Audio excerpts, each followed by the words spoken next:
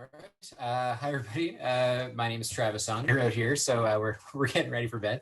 But thank you for having me here today. We had talked previously about me coming out and doing something in person in the before times, and hopefully I'll be able to get out after because I've heard so many really good things about your facility from a lot of people, and I've got a lot of friends from Winnipeg. I did my undergrad in Calgary and was on the track team, so I spent a lot of time running around the Max Bell back in my 20s, so it would be nice to get a chance to go out and see your beautiful city again. So I'm going to talk today about how you can improve your health by sitting less. So a bit of background on me, just very briefly. I have a PhD in exercise physiology.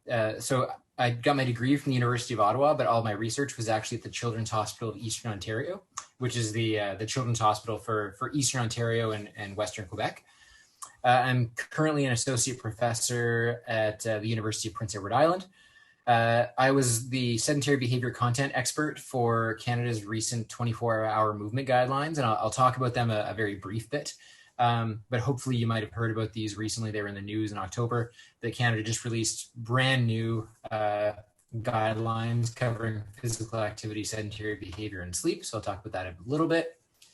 And I used to be a former professional juggler, and I actually juggled in, I couldn't find a picture from Winnipeg, but I actually juggled at the Pan Am Games as a 15-year-old at the Forks. So if this goes really off the rails, I can always juggle something for you just to make sure everybody gets something out of this talk.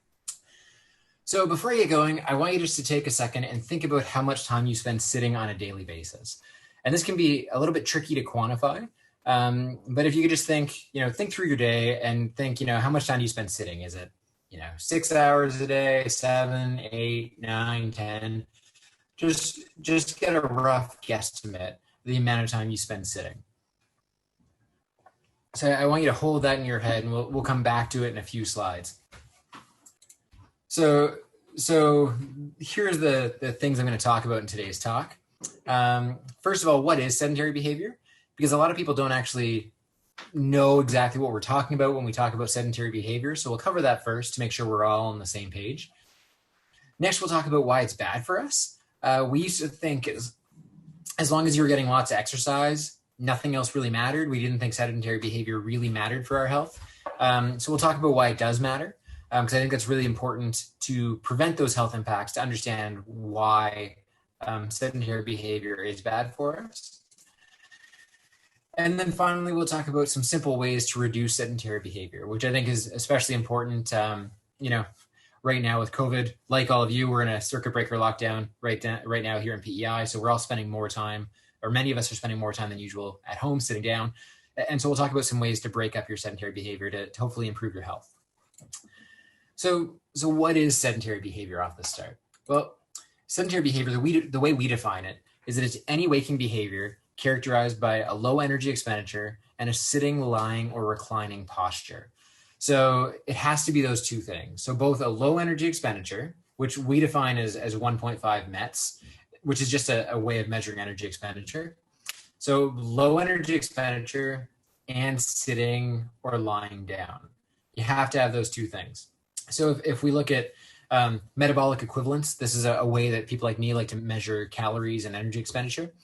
And sedentary behavior is the very bottom of this scale. If you are alive, you can't go lower than this in terms of energy expenditure. It's the very bottom of the scale.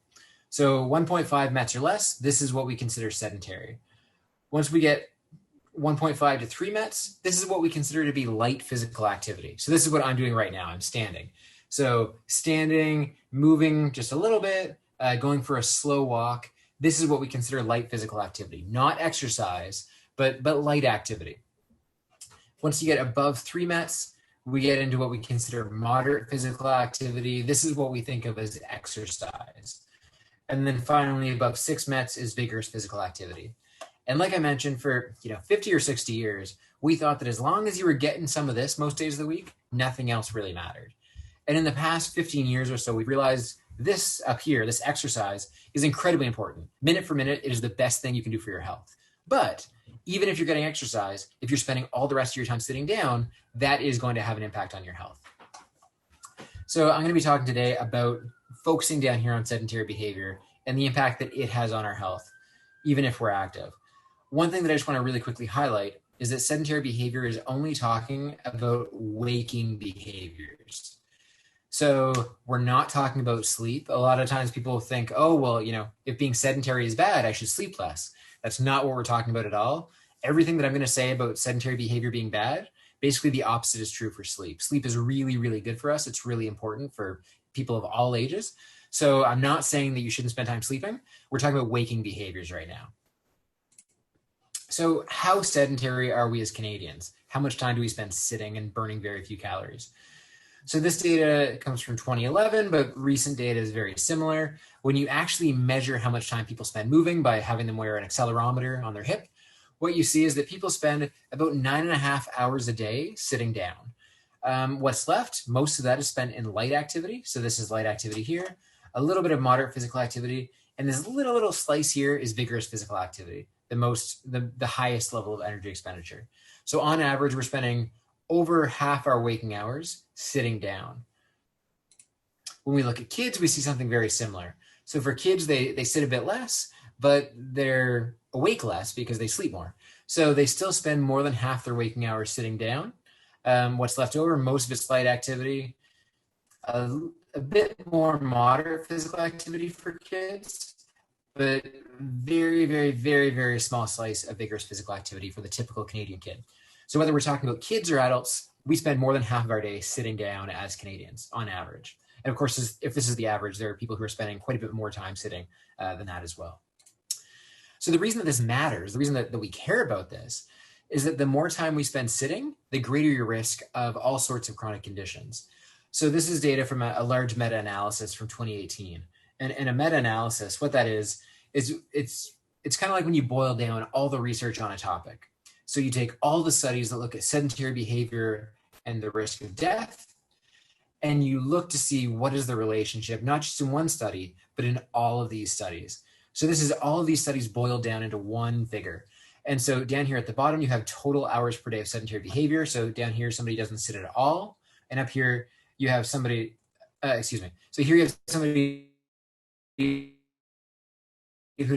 doesn't sit at all. Up here, you have somebody who sits 6 hours a day. And I have a palette. So that's combined for anyone in the follow-up period. This kind of study, morbid, they run these, is they have people, a bunch of measures, they measure how much time they spend sitting, send them off into the world, and they track them to who dies, how they do times. And what you can see is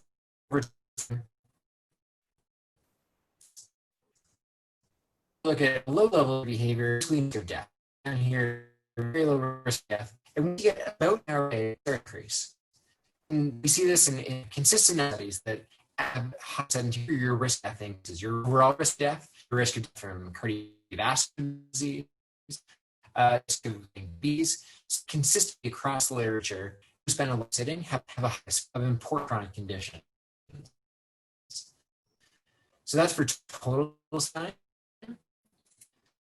Relationship is even stronger when you look at TV. Once again, risk of death. What's going on? So y-axis, the body of a minute per day spent watching TV. And here, time TV some watches. And you can see these studies. Again, this is really consistent in the literature that we see that the more time you spend watching TV every day, the greater your risk of death overall, the greater your risk of cardiovascular disease, the greater your risk of diabetes. And we see this even for people who are physically active. So especially when it comes to TV viewing, the relationship is very, very strong. That even if you're physically active, spending a lot of time in front of a screen increases your risk for all sorts of chronic conditions. This is from a few years ago, but I think it really kind of drives home the point. They did what's called a life table analysis. So they took studies like the one I just showed you and estimated how much time you lose from your life expectancy when you spend a lot of time in front of a TV. And what they calculated is that compared to someone who watches no TV, if you watch an average of 6 hours a day of TV, that'll take about 5 years off your life expectancy. And now that's a lot of TV every day, 6 hours a day. But there are certainly people who do that. So it does have a very meaningful impact on your life expectancy. And to boil that down, they said on average, every hour of TV that you watch after the age of 25 reduces your life expectancy by about 22 minutes. So that is the strength of the relationship between TV viewing and your risk of death. So it is a fairly sizable relationship that we see. When we look at other important risk factors or health outcomes, so that was your risk of death, which is obviously very important, but there's lots of other things that matter. So this is from a recent paper that I led as part of the Canadian 24-hour movement. So all the research that's been done on sedentary behavior and health, what we see is that high levels of sedentary behavior are associated with worse cognitive function, higher risk of depression or depression symptoms, lower physical function or disability, lower levels of physical activity, and lower health-related quality of life. So across the board, you pick an outcome that's important. People who spend more time sitting tend to do worse for that outcome. They tend to have a higher risk for getting that outcome, whether it's physical health or mental health. When we look at the literature, what we see is that total sedentary behavior, so total sitting time and watching TV, are most consistently associated with the bad outcomes. So across the board, TV viewing is really what we see as consistently being the worst. Overall sitting is also quite bad for us. But what's sorry. There we go. When we look at, for older adults specifically, computer and internet use are actually favorably associated with cognitive function. So it's not that all sedentary behavior is bad for us, and I'll talk about this later again. We all need to sit. We're all going to use screens sometimes in our lives, but it seems like in particular, sitting and just, passively absorbing content by watching TV seems to be kind of the worst for us. Whereas using the computer or internet to talk to people or do things that are cognitively stimulating might be better for us. And I think that's kind of an important thing during COVID, especially, that FaceTiming with your family and friends is probably quite good for you. There's no reason to think that's bad for you, because it's still getting you that social interaction. So not all sedentary behavior is bad, but TV viewing and overall sitting time do tend to have a health impact. One thing to highlight, though, the level of evidence we have so far is still quite low for sedentary behavior because we've only been looking at it for 10 or 15 years. So as opposed to, physical activity, we just don't have quite as much evidence yet, although it does tend to all point in the same direction. So these are the Canadian guidelines that were just released about a month ago. So the guidelines are available at csedguidelines.ca.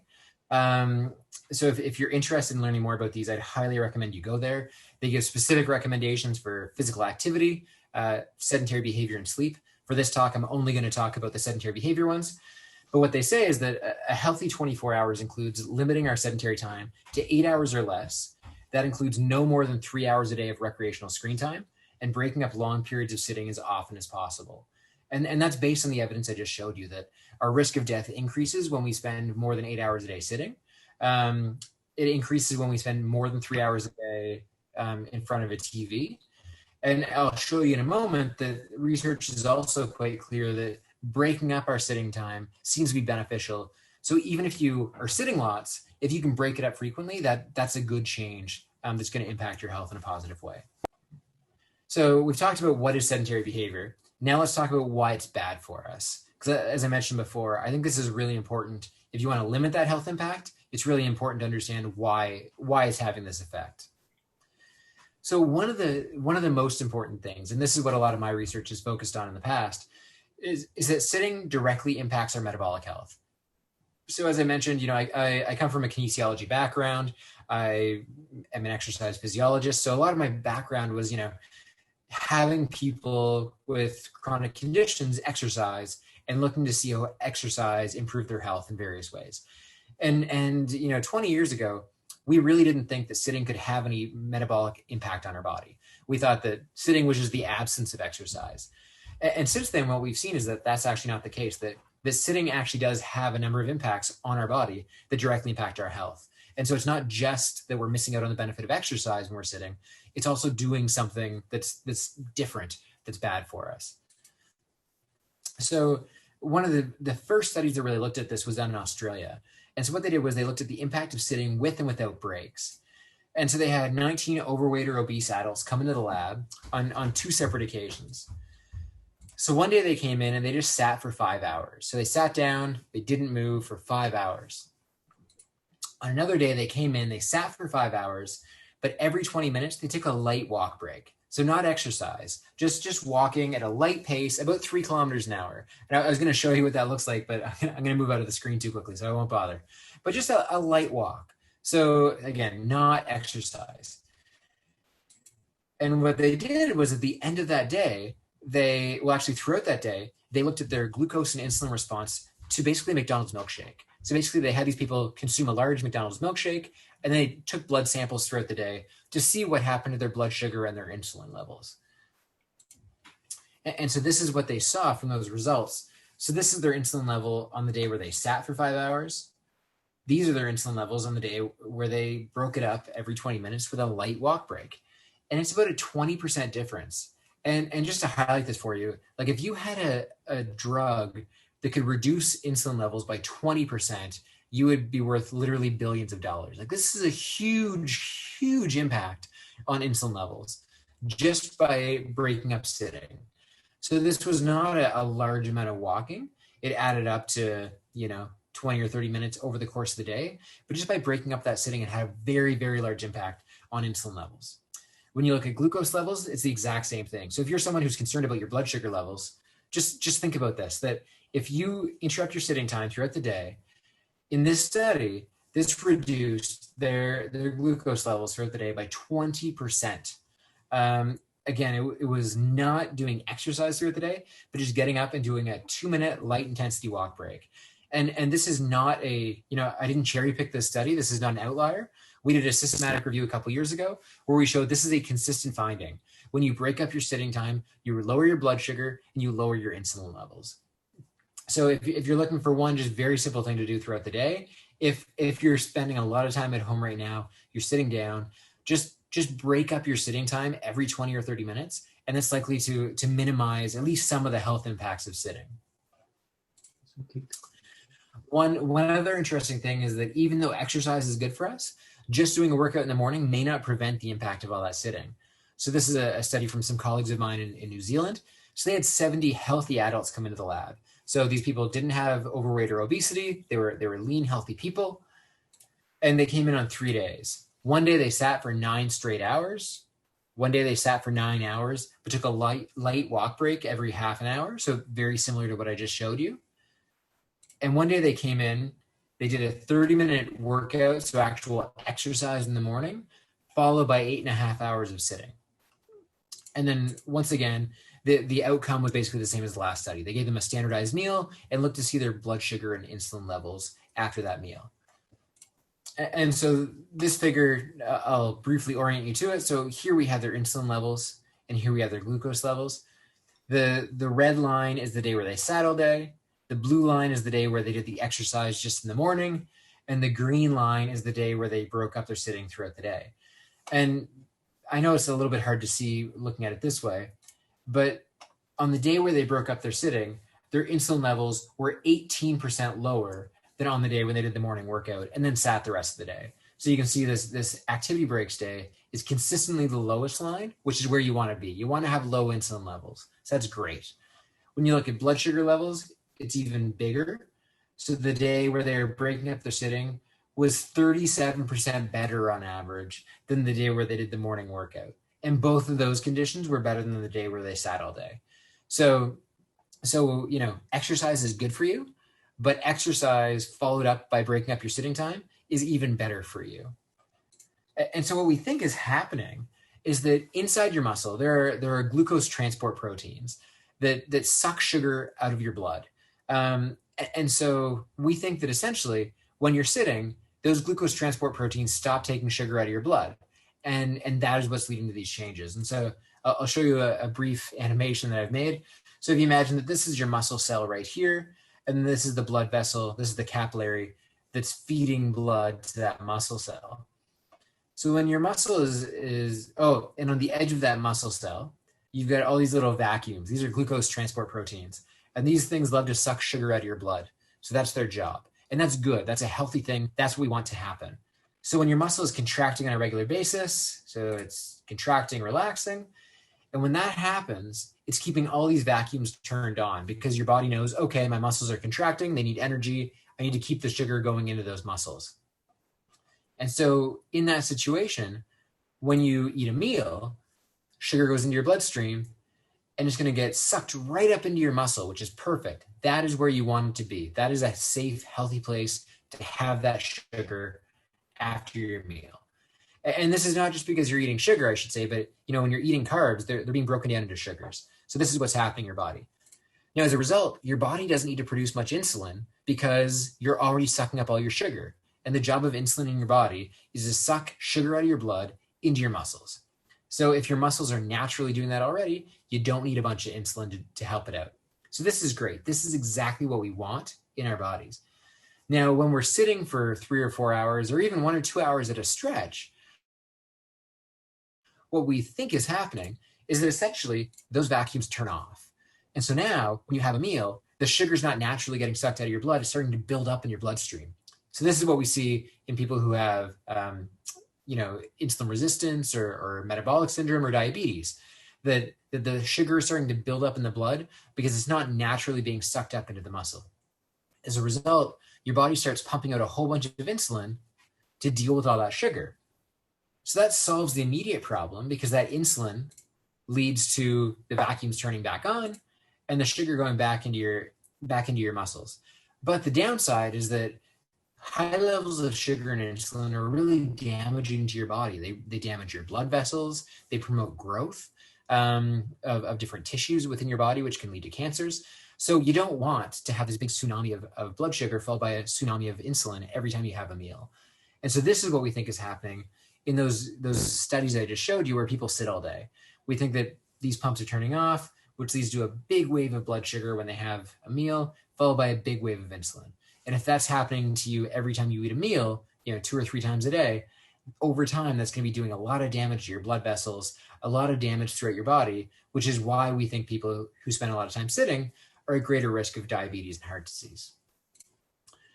So another reason why sitting is bad for us is that screen-based behaviors in general displace healthy behaviors. So sitting is bad for us on its own, but sitting in front of a screen is bad because it also takes away time that we could be spending doing other things that are actively good for us. In particular, they change our food intake and our sleep. So this is a very interesting study. This was done in kids, but you see similar things in adults. So they had kids come into the lab on 2 different conditions. And so half the kids came in and watched a regular cartoon. Half the kids came in and watched a cartoon that had food ads. And both groups, they had a big bowl of Pepperidge Farm goldfish crackers in front of them while they were watching these cartoons. And so the kids who saw just regular commercials for things like Home Depot or Canadian Tire, they ate about 20 grams of crackers during that 20-minute cartoon. The kids who saw food ads ate 45% more crackers during that condition. And we see similar things in adults. So this is a consistent finding that food ads work. When you see food ads, that leads you to eat more food. And so that's why they do that. That's why Saturday morning cartoons when I was a kid was all for sugary cereal, because food ads do work. But again, if you're spending a lot of time in front of a screen, you're being exposed to more and more ads for things like food that will then lead to increased food intake at your next meal. Screens also seem to really screw up our sleep. And this is something that we don't have as much evidence as we need yet, but it seems to make intuitive sense, and the evidence that we have does support it. So this is a study from young adults. And so what they looked at was the amount of time spent using social media. So down here we have people who never use it. Up here we have people who spend more than 5 hours a day. And the gray bar represents the proportion of people who are not getting enough sleep. So among those who don't use social media, about half are getting too little sleep. But you can see for people who use more than 5 hours a day of social media, about 80% are getting too little sleep. And this is, it makes sense. I teach a lot of 20-year-olds, and it's amazing the number that tell me that they sleep with their phone. But when I ask why, they say, well, where else would I keep it? You can buy sheets now that have a little pocket for you to put your phone in. And so it's really common for people to sleep with their phones. Even a TV in the bedroom has consistently been shown that it leads to less sleep. Screens, as you probably heard, the light from the screen actually helps reset our internal circadian clock. So if you're watching a screen or like this, where I'm staring at a laptop at 9:30 at night, it will take me longer to fall asleep tonight because that's resetting my internal clock. It's even worse when you have a screen in your bed and is waking you up throughout the night. So sitting is bad for us. Sitting in front of a screen is worse because it's leading to increased food intake and very likely screwing up our sleep, which then leads to all sorts of other negative health impacts. And I know there's probably no kids watching this right now, but the best data we have says that about half of high school students sleep with smartphones in their bed, and 20% of elementary school children. So this is something that's really happening, and it's really not good for anybody's health. So finally, I want to finish these last 5 minutes talking about what are some simple things you can do to reduce your sedentary behavior to improve your health. So some simple ways to reduce your sedentary time. One thing that I think is really important, especially for people who are still working, is to ask yourself, is sitting required, or is it just something that we do because that's how we do it? So for example, things like talking on the phone, taking notes, using a computer, these are often done sitting down, but you can do it just as well standing up. And in the past few years, more and more people have got standing desks. And I think people now understand that, using a computer can be done just as well standing as sitting. So if you're someone who spends a lot of time on a computer, investing in a standing desk is a great idea from my perspective. It costs a lot less than it used to. You can get a good standing desk now for a few $100s. I'm using one right now. And it really is a simple way to reduce your sitting time throughout the day. So for example, although most people use sitting desks, this is a professor at Dalhousie University. This is about a $300 standing desk. So really lots of affordable options now that help you sit less if you're sitting a lot to do your job. If you're somebody who has a lot of meetings, a simple thing you can do is just, try walking meetings. We actually, during my PhD at the Children's Hospital, we actually added walk meeting rooms to the Outlook calendar. So instead of booking just a regular meeting room, you could actually book a walk route. So you could have a 20-minute walk route, a 40-minute walk route, a 60-minute walk route. So again, in the normal times post-COVID, if you're someone who's doing a lot of in-person meetings, if you can move some of those to walking, it works really well. And for most meetings of small groups of 2 or 3 people, it works just as well as meeting in person. Some other ways to reduce screen time specifically is to set rules or limits for daily screen time. So, like I said, the research has shown that 3 hours a day is where your risk starts to increase. So look at your day, look at the types of screens you're using, and look to see how you could reduce that to 3 hours a day. So what is the screen time that's really important to you, really meaningful? What is the screen time that's bringing you connections? So, coming to this talk or doing exercise, that is very meaningful and important. But just having the TV on in the background, that's much less important and much less beneficial. So really try to set targets for what you want to spend your time, or how much time you want to spend in front of a screen each day. If you're going to make one simple change, remove all screens from your bedroom. So that's your tablet, that's your computer, that's your TV, that's your phone. If you can keep these out of your bedroom or avoid using them as much as possible, that is going to help you get a better night's sleep, which means tomorrow you're going to have more energy, and that is going to help you get more physical activity tomorrow. So it's a virtuous cycle. So getting screens out of your bedrooms, one of the simplest things you can do for your health. If you have kids or grandkids, do not let them have screens in their bedroom. There is no good reason to have a screen in your bedroom, and lots of evidence that it's bad for your sleep and bad for your overall health. If you have kids or grandkids in your life, model good behaviors. So don't sit at the dining room table scrolling through your phone every morning while you're eating breakfast. I'm probably the only millennial I know that subscribes to the newspaper because I want to be able to read the paper in front of my kid as opposed to looking through a phone. So make sure you're modeling good behaviors, that as a family, you keep phones out of your bedrooms, you keep phones off the dinner table. So you're not just telling kids how to do these things, but you're modeling them yourself. There are lots of software options. So if you're on a computer a lot, this is an app that will pop up and tell you it's time to take a break after so much time.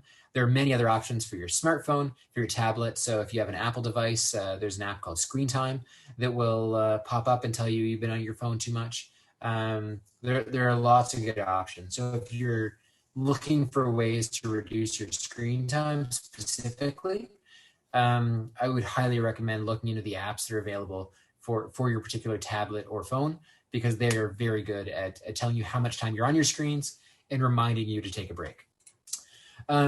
These are things called screen time managers. This is how they used to look. Now they're just simply apps. So if your kids have phones, or if your grandkids have phones or tablets, you can install apps on their phones that will turn it basically into a brick after they use it for a certain amount of time each day. They're very, very effective.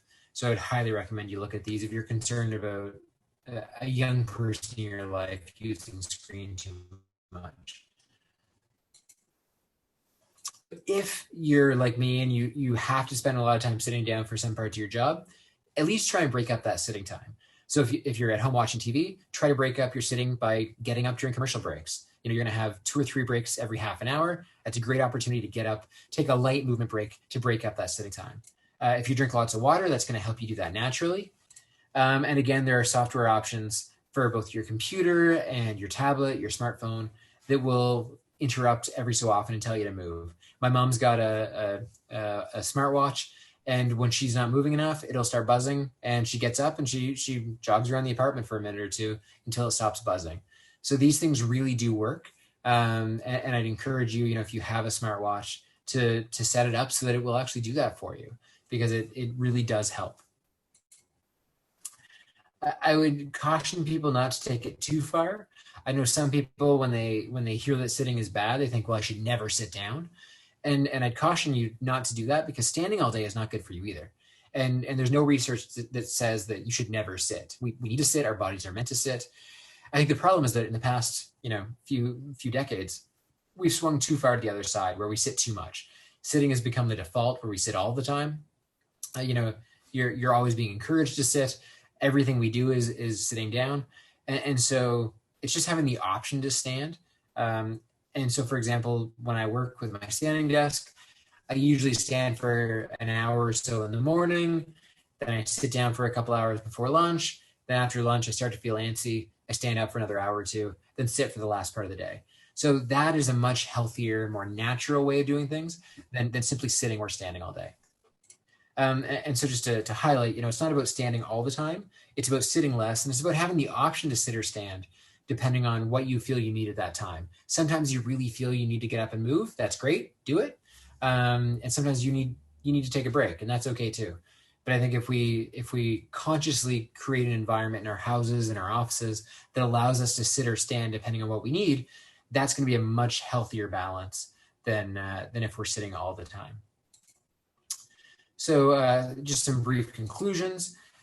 We spend the majority of our waking hours sitting down, and we know that that's an amount of sedentary behavior that is bad for us, unfortunately.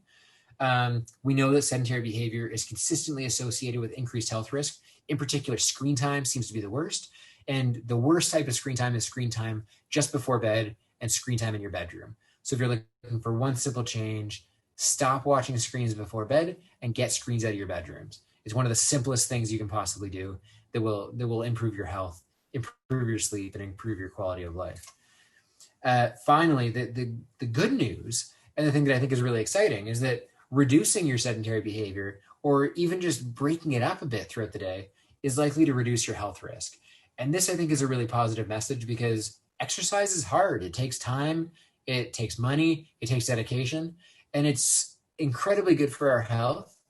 But I think it's really important to know that even when our options are limited as they are right now, if you're breaking up your sedentary behavior, trying to limit your screen time as much as possible, and focus on those healthy types of screen time that bring interactions with other people, that's going to have a positive health impact for us. So I think it's good, especially right now when we're limited to the types of activity that we can really do right now. So we've got some time for questions. I will just highlight that I've got my email address right there. So after this, if you have a question a few days down the road, if you jot down my email address, I'm more than happy to answer any questions via email after the fact. So that's my presentation. I'm going to try and pull up any questions if I can. There's one, Dr. Saunders, I think you kind of answered it. Someone was asking about using their Fitbit or an Apple Watch that cues you to do activity, and you mentioned that that's a good thing. I think the other question was about wearing it while you're sleeping and if that's recommended or not.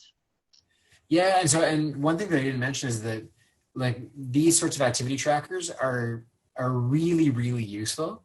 One thing that you see when you look at any behavior, the easiest and best way to change a behavior is to measure it, because when you're seeing how much time you spend sitting, it will really make it obvious to you if this is a problem or not. And so I think absolutely wearing a fitness tracker is very beneficial. And wearing it at night is useful as well, because sleep is also very important for us. So I didn't go into the specific recommendations for sleep for Canadians, but essentially adults under the age of 65 should be getting 7 to 9 hours a night. Adults over 65 should be getting 7 to 8 hours a night. And you don't want to be spending 10 hours in bed to get that 8 hours of sleep. You'd like to be getting fairly efficient sleep. And so Fitbits and smartwatches are really good at tracking those things. So I really highly recommend, if you're concerned about the amount of time you spend sitting, the amount or quality of your sleep, getting a smartwatch is a really, really useful tool to measure it and also help you to improve that behavior. Great, thanks. If there's any other questions or anything, you guys can put them in the chat box. While we're waiting, I just want to say thank you for taking the time. I didn't quite realize the time change. I guess it didn't occur to me. So thanks for staying up late for us. That's No, it's only 20 to 10. It's not that late yet, but wow. But yeah, that's late for me. Maybe, I don't know. And how great is it that we get to be in Manitoba and have this great information brought to us all the way from PEI? So that's the one silver lining of what's going on right now, I guess. We get to reach out to everybody. Just gonna see. Is there any other questions or anything like that? We'll give it a couple more minutes. Otherwise, make sure you tune into our talks on Thursday this week with Dr. Martin Gabala. And next week, Tuesday and Thursday, we have a couple more talks for you as well. And hopefully sooner than later, we can get you, Dr. Saunders, to come to our site and maybe see our great members and our beautiful facility and present some of your great knowledge in that aspect there. And Marty will be a good counterpoint to my talk, because we focus on the absolute opposite ends of the spectrum. So I'm all about sitting less, and he's all about going real hard, real fast. So I think you're covering it all this week, which is good. Yeah, we're trying to get the whole gamut to reach everybody. So that's great. It's all important. So, there isn't any other questions. I will maybe give us all a good night, and a thank you for everybody for tuning in. And again, a huge thank you to you, Dr. Saunders, for sharing all this information with us. Happy to do it. Have a great night. Yes, you too. Thank you.